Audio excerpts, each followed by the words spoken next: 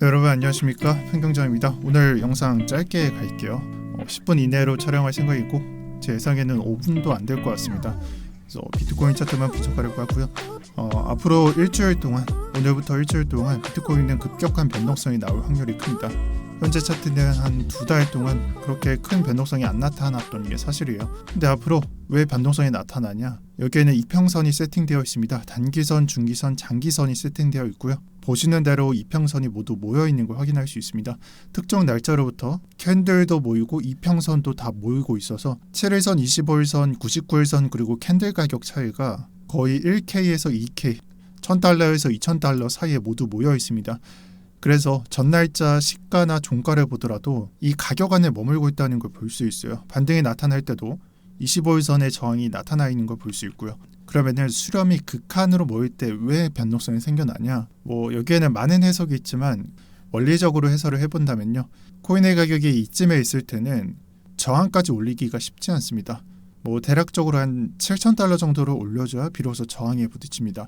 하지만 지금 현재 가격을 보면요, 1,000달러 위로 올라가면 저항이고 반대로 1,000달러 밑으로 내려가면 지지를 만나게 됩니다. 즉 가격 변동성에 따라서 변곡점이 될 수 있는 시점 또는 그러한 지점과 만나기 쉽다는 거예요. 따라서 가격 변동성이 1,000달러만 상승이나 하락이 벌어지더라도 테스트를 마치게 되고요, 변곡점이 일어날 확률이 높다는 걸 의미합니다. 또한 이런 구간은 일봉 차트에서 날마다 벌어지는 일이 아닙니다. 이 해당 기간이 한 1년 반 정도 해당하는데, 이 1년 반이라는 기간 동안 단 3번 정도 벌어졌습니다. 그래서 반년에 한 번 정도 벌어진다는 걸 의미하고요.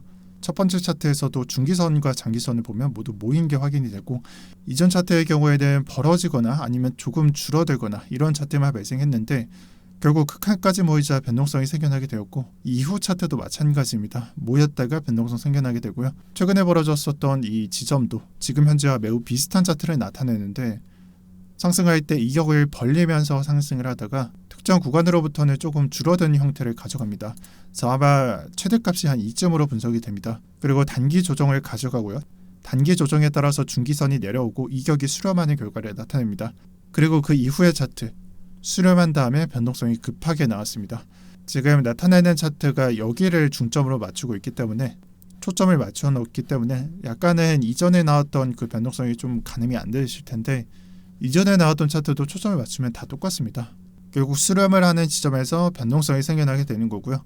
표시드린 게 3개이지만 세밀한 부분을 찾아본다면 한 5개 정도까지 여러분들이 발견할 수도 있을 겁니다. 그리고 기간에 대해서 말씀드리고 싶은데, 과거 같은 경우에는 이 수렴 기간을 한 달 정도 소모했었습니다.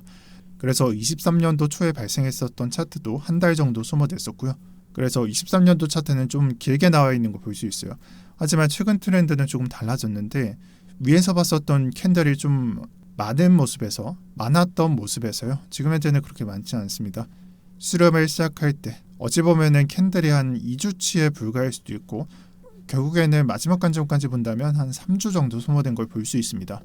그러면은 과거랑 똑같을까 아니면 최근 과거와 똑같을까?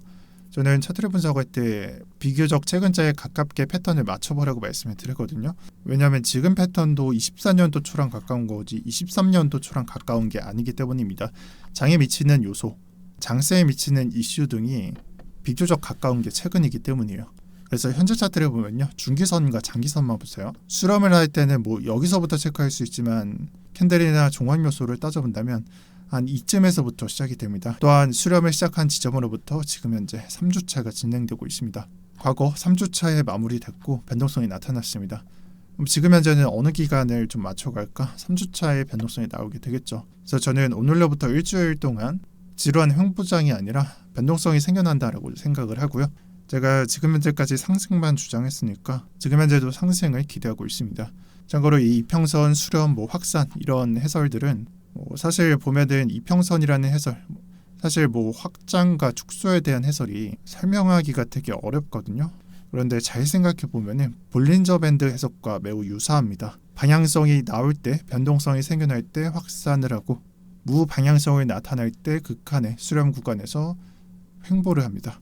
이런 해설과 똑같습니다. 이런 해설에서 지금 수렴 구간에 거의 극한까지 오고 있는 것과 같습니다. 그리고 알트코인 얘기를 하면서 맞춰보도록 할 텐데요. 많은 분석가들이 이렇게 분석을 하고 있어요. 비트코인 패턴과 알트코인 패턴을 보면은 반감기로부터 10개월 뒤에 알트장이 나왔으니까 이번 반감기도 고려를 해본다면 한 10월과 11월에 알트장이 나올 것이다 라고 분석하고 있습니다. 근데 저는 시나리오가 다르다고 보거든요. 그 이유를 한번 설명해 볼게요. 이전에 가져갔었던 비트코인의 패턴이 무엇인가? 비트코인 패턴을 본다면 반감기 이후에 상승장이 시작되고 그 전고를 넘기는 시점이 반감기 이후에 거의 반년 전에 맞춰져 있습니다. 하지만 지금 현재 패턴을 보면 반감기 전에 비트코인의 급한 상승장이 시작됐고요. ETF라는 이슈 때문이죠. 이런 급한 상승장이 시작됐는데 반감기 이후라기보다 지금 현재는 반감기 전에 전고점을 넘기게 됐다는 걸 확인할 수 있어요. 그리고 여기서 생각해야 되는 게 알트코인이 왜 상승하는지 알아야 돼요. 그냥 가만히 있다가 알트코인 상승하냐? 아니죠. 우리는 하락장에 이미 알트코인 상승이 어렵고 상승폭이 제한받는다는 걸 알 수 있었습니다. 그리고 비트코인이 상승할 특정 시점으로부터 알트코인이 급하게 상승 나오는 장을 2번이나 경험했죠. 그러니까 어떤 설명을 하고 있는 거냐면 그냥 크립토 안에서 이 암호화폐 안에서 안전자산으로 취급받는 게 뭐죠? 비트코인이죠. 그 안전자산이 되는 비트코인으로 흘러갔던 자금들이 덜 안전한 비안전자산인 알트코인으로 흘러가면서 생겨나게 되는 게 알트코인 상승입니다. 그래서 첫 번째가 진행돼야지 두 번째가 진행될 수 있습니다. 아니면 동시에 진행이 되다가 급한 상승이 나오겠죠. 그러면 이 이치에서 생각을 해본다면 과거에는 1번 비트코인의 상승이 늦게 일어났던 거고요. 그래서 1번이 늦어졌기 때문에 비트코인 상승이 늦어졌기 때문에 2번은 알트코인 상승이 늦어졌습니다. 그러니까 원인이 늦어졌다는 거죠. 하지만 지금 현재는 다르죠. 1번이 비교적 빠르게 진행됐습니다. 말도 안 되는 상승이에요. 저는 예상도 못했습니다. 그래서 이쯤에서 한번 생각을 해보세요. 반감기로부터 이런 시점들을 생각할 거냐 아니면은 이 안전자산으로 흘러갔던 자금이 언제쯤 향할지 그게 이 반감기로부터 10개월이 맞을지를 생각해 보셔야 됩니다. 제가 봤을 땐 흔히 예상하고 있는 10월보다 빠르게 나올 수도 있다라고 생각합니다. 그래서 이런 분석들을 보면 저도 그렇고 많은 분석가 분들이 하는 분석이 대부분 비슷합니다. 과거 패턴을 보고 현재 패턴과 비교해가면서 미래를 분석합니다. 네, 하지만 제가 말씀드렸던 이런 것들을 약간 디테일한 거 놓쳐버리다 보면 확증 편향에 빠지기 쉽거든요. 그래서 제가 해드리고 싶은 말은 또는 그렇게 생각하시는 분들한테 말씀드리고 싶은 건 최대한 받아들일 수 있는 정보들을 적용하셔서 시장을 분석하는 걸 추천드릴게요.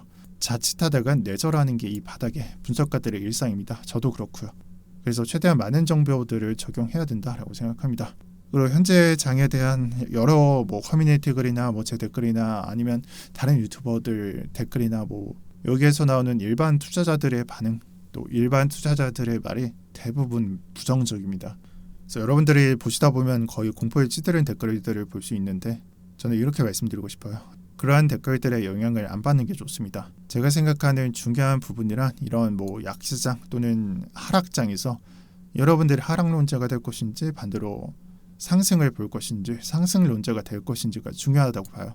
결국 왜 하락을 볼까? 결국 왜 공포에 찌들었을까? 그들은 약세장과 하락장에 매매한 적이 없습니다. 결국 약세맥이 하락장에서 매수 버튼을 누를 수 없다는 것 또는 보유할 수 없다라는 것은 과거 시장에서도 똑같았고 그들은 저점에서 매수하지 않았다는 걸 의미합니다. 이만큼 올랐으니까 매수를 못하는 거다. 여기서 더 떨어지면 매수를 못하는 거다. 이만큼 올랐으니까 매수를 못하는 거다. 다 똑같은 자리들입니다. 전혀 다를 게 없어요. 지금 보이는 댓글들 과거에 똑같이 벌어졌습니다. 제가 굳이 비교를 안 할 뿐이지 과거 댓글과 달라진 게 없어요. 그냥 다 똑같습니다. 결국에는 돈을 벌어보지도 못한 사람들 말을 들을 필요가 없다라는 거예요. 아시겠죠? 결국 네 말이 많았네 내 말이 맞았네 할 필요 없고요. 얼마나 많이 벌어갈 수 있는지만 생각하시길 바랍니다. 이상입니다. 그리고 많은 분들이 고정 댓글을 패스하시는데 제가 주로 제 관점들을 올려드리는 방이 경제 언어방입니다. 그래서 텔레그램 방 들어오시면 보실 수 있고요. 정보들을 직접 간략하게 올려드리기 때문에 핵심 정보를 여기서 받아가시길 바랄게요. 입장 제한 없으니까 참고해 주시면 감사하겠습니다. 네, 오늘 영상 여기까지 하겠습니다. 다들 좋은 주말 보내시고요. 오늘도 평경장이었습니다.